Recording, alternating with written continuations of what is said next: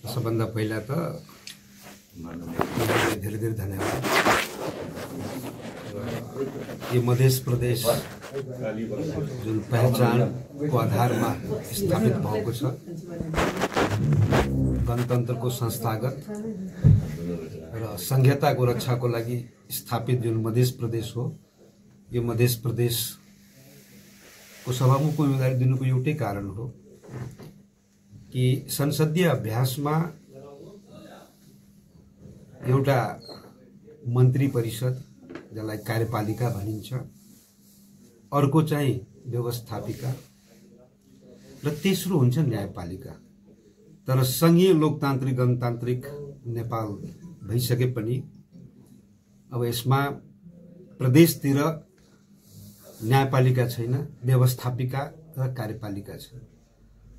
यो लोकतन्त्रको खुशबु नै हो। यो दुईटै कार्यपालिका, न्यायपालिका, व्यवस्थापिका, यो तीनटै खुशबु हो।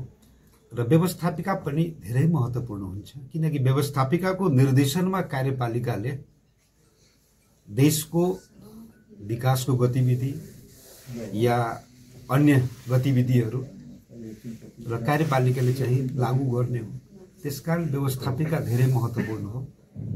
प्रदेश सभा र प्रदेश सभालाई हामीले एकदमै संहिताको संस्थागत गर्न, लोकतन्त्रको रक्षा गर्दै हामी अगाडि बढ्छौँ। म खास गरेर म त्रिलोकी प्रसाद 12 निर्वाचन क्षेत्र 1 को सांसद, प्रदेश सभा सदस्य।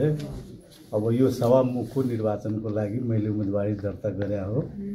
अब हाउसले के गर्छ अब तुरन्त देख्ने कुरा हो।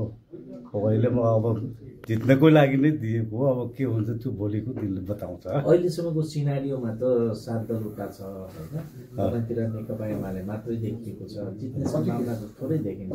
कहिले काहीँ के हुन्छ भने हार्नु पनि उपयुक्त हुन्छ जित्नको लागि, मैले यसरी बुझे हो। अब सबै उम्मेदवार हुँदा हार्केर जित्नै पर्छ भन्ने कुरा हुँदैन। कहिले अब पार्टीको निर्णय अनुसार मैले उम्मेदवारी दिएको हो। अब त्यो निर्णय मैले मान्नुपर्छ। एमालेको सांसद भएको नाताले अब हाम्रो पार्टीको निर्णय अनुसार मैले उम्मेदवारी दिएको।